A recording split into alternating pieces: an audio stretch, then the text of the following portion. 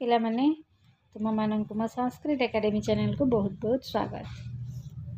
जो मैंने प्रथम की वीडियो देखुछ से दयाकोरी लाइक करिवो, शेयर करिवो एवं सब्सक्राइब कर दो। आम आज पढ़ा अष्टम श्रेणी संस्कृत बहिर इस्पात नगरी विषयटी को पढ़ा एवं तार ओडिया अनुवाद करिबा।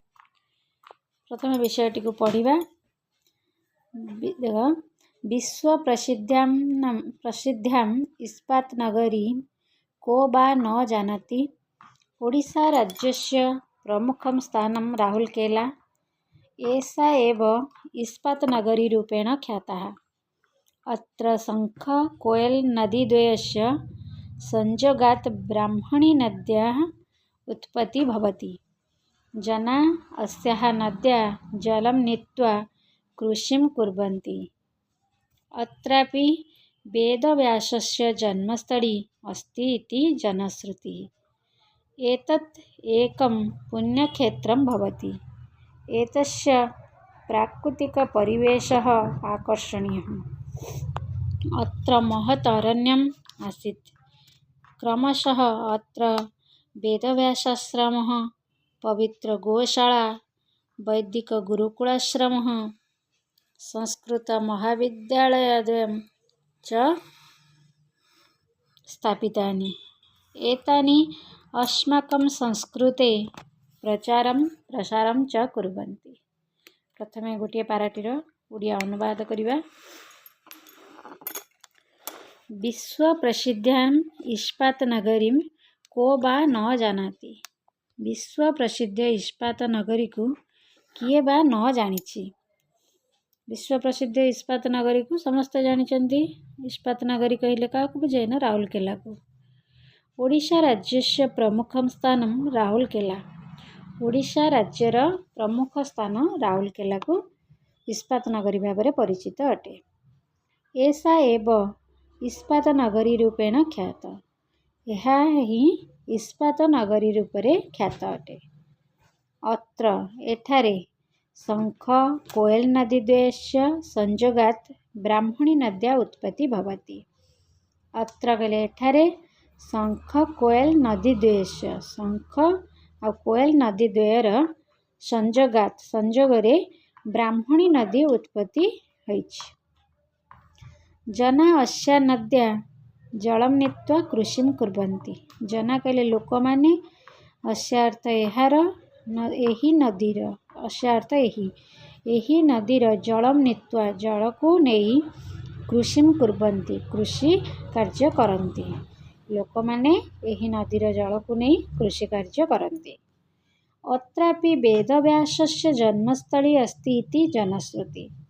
अत्रापि संधि हेछि अत्र युक्त अपि। एठारे मध्य वेदव्यासंकर जन्मस्थली अस्ति इति जनश्रुति। एठारे मध्य वेदव्यासंकर जन्मस्थली बोली अच्छी बोली जनश्रुति अच्छी। वेदव्यास कहले व्यासदेव को बुझाए। व्यासदेवंकर जन्मस्थली अच्छी बोली यह लोक माने कहन्ति। एतत् एकं पुण्यक्षेत्रं भवति। यह एक पुण्यक्षेत्र अटे। एतस्य प्राकृतिक परिवेश आकर्षणीय। एहार प्राकृतिक परिवेश आकर्षणीय अटे। अत्र महत् अरण्यम् आसीत्। एठारे महत् अरण्यम बहुत बड़ अरण्य थिला। क्रमशः अत्र वेदव्यासाश्रम, पवित्र गोशाला, वैदिक गुरुकुलाश्रम, संस्कृत महाविद्यालयश्च स्थापितानि।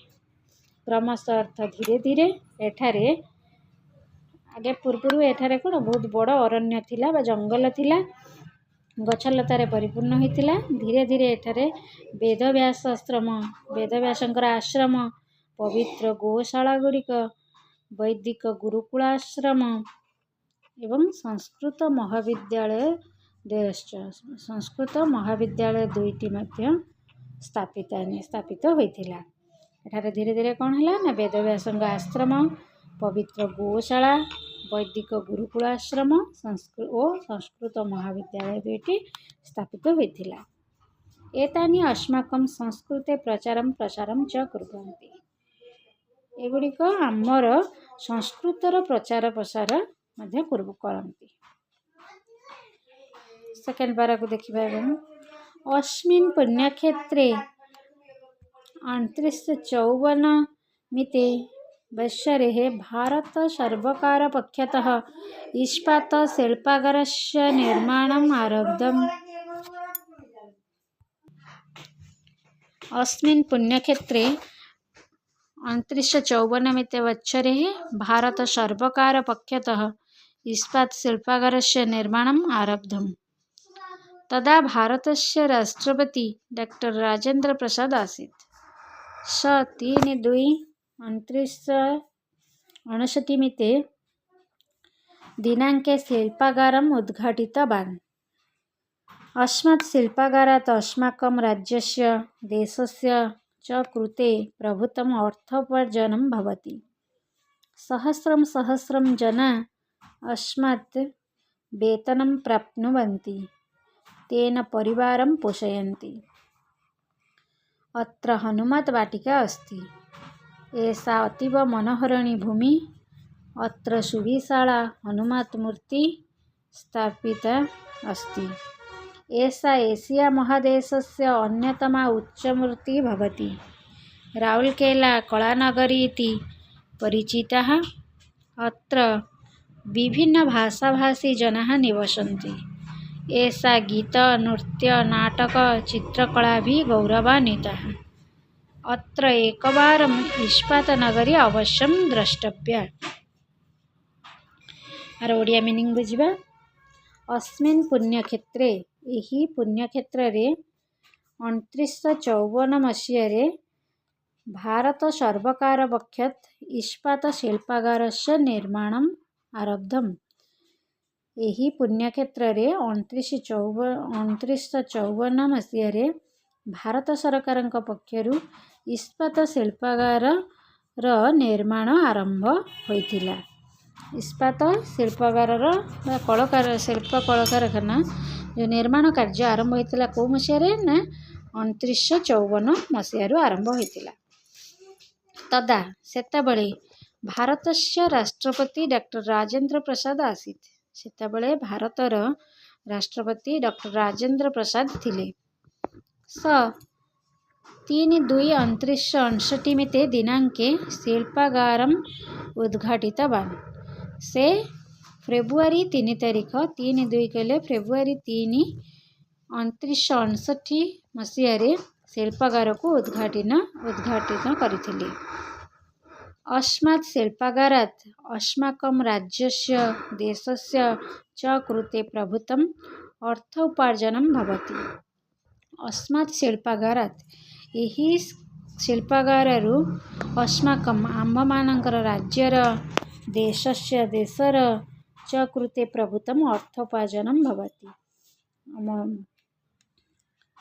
ଏହି ଶିଳ୍ପାଗାରରୁ ଆମ୍ଭମାନଙ୍କର ରାଜ୍ୟର ଦେଶ ପାଇଁ ପ୍ରଭୃତିର ଅର୍ଥ ଉପାର୍ଜନ ହେଉଛି। ସହସ୍ରମ୍ ଜନା अस्मात् वेतनं प्राप्नुवन्ति। ସହସ୍ର ବା ହଜାର ଲୋକମାନେ ଏଠାରୁ ବେତନ ପାଉଛନ୍ତି। କାହିଁକିନା ଏହି କଳକାରଖାନାରେ ଲୋକମାନେ କାମ କରୁଛନ୍ତି ଏବଂ ବେତନ ପାଉଛନ୍ତି। ତେନ ପରିବାରନ୍ ପୋଷୟନ୍ତି। ତାଦ୍ୱାରା ତାଙ୍କର ପରିବାର ପୋଷଣ ହେଉଛି। ଅତ୍ର ହନୁମତ୍ ବାଟିକା अस्ति। ଅତ୍ର ଅର୍ଥ ଏଠାରେ ହନୁମାନ ବାଟିକା ଅଛି। ଏଷା ଅତୀବ ମନୋହରିଣୀ ଭୂମି। ଏଷା ଅର୍ଥ ଏହା, ଅତୀବ ଅର୍ଥ ଅତ୍ୟନ୍ତ ମନୋହରଣୀୟ ଭୂମି ଅଟେ। ଅତ୍ର ସୁବିଶାଳା ହନୁମତ୍ ମୂର୍ତ୍ତି ସ୍ଥାପିତା अस्ति। ଅତ୍ର ଏଠାରେ ସୁବିଶାଳ କହିଲେ ସବୁଠାରୁ ବଡ଼ ହନୁମାନ ମୂର୍ତ୍ତି ସ୍ଥାପିତ ଅଛି। ଏଷା ଏସିଆ ମହାଦେଶस्य ଅନ୍ୟତମା ଉଚ୍ଚ ମୂର୍ତ୍ତି ଭବତି। ଏଷା ଅର୍ଥ ଏହା, ଏସିଆ ମହାଦେଶस्य କହିଲେ ଏସିଆ ମହାଦେଶର ଅନ୍ୟତମ ଉଚ୍ଚ ମୂର୍ତ୍ତି ଅଟେ। ଏସିଆ ମହାଦେଶର ଯେଉଁଗୁଡ଼ିକ ଉଚ୍ଚ ମୂର୍ତ୍ତି ଅଛି ତା ଦେହରୁ ଏହି ହନୁମାନ ମୂର୍ତ୍ତିଟି ସବୁଠାରୁ ଅନ୍ୟତମ ଅଟେ। ରାଉରକେଲା କଳାନଗରୀ ଇତି ପରିଚିତା। ରାଉରକେଲାକୁ କଳାର ନଗରୀ ବୋଲି ମଧ୍ୟ ପରିଚିତ ଅଟେ। ବିଭିନ୍ନ ଭାଷାଭାଷୀ ଜନା ନିବସନ୍ତି। अत्र विभिन्न भाषाभाषी जन निवसन्ति। अत्र एठारे विभिन्न भाषाभाषी लोक माने एठारे बसवास करन्ति। एषा गीत नृत्य नाटक चित्रकला भी गौरवान्वित। एठाकार गीत नाच नाटक चित्रकला मध्य गौरवान्वित अटे। अत एकवारम इस्पात नगरी अवश्यम द्रष्टव्या। अतः अर्थ एणु एकवारम थरे इस्पात नगरी अवश्यम द्रष्टव्या। अत अर्थ एणु एक बार अर्थ थरे इस्पात नगरी को अवश्यम अर्थ निश्चय द्रष्टव्या देखिबा उचित। एणु थरे इस्पात नगरी को निश्चय देखिबा उचित कहीं ना यह कलार नगरी अटे। एठार विभिन्न प्रकार गीत नाच नाटक चित्रकला यह गौरवान्वित अटे एवं एठारे इस्पात नगरी रूप में परिचित अटे। एठारे गोटे बड़ इस्पातर कारखानाटी अच्छी ताकू एवं यार कला नृत्य नाटक ये सब देखा उचित। तेणु निश्चय यहाँ थे देखा उचित। वर्तमान तार संधि विच्छेद को जानिबा। संधि विच्छेद ए विषय अच्छे अत्रापि अत्र युक्त अपि वेदव्यासाश्रम वेदव्यास युक्त आश्रम वैदिक गुरुकुलाश्रम वैदिक गुरुकुल युक्त आश्रम अर्थ उपार्जनम अर्थ युक्त उपार्जनम। ये विषयटी को पढ़िली एवं तार ओडिया अनुवाद कली। समस्त भल करी बुझी पारि जो मैंने बुझी गोटे लाइक करदे शेयर करेंगे एवं कमेंट करेंगे। आज एतिकी आ गोटे पार्ट रे देखिबा तार अभ्यास कार्यक्रम करिबा। आज एतिकी धन्यवाद।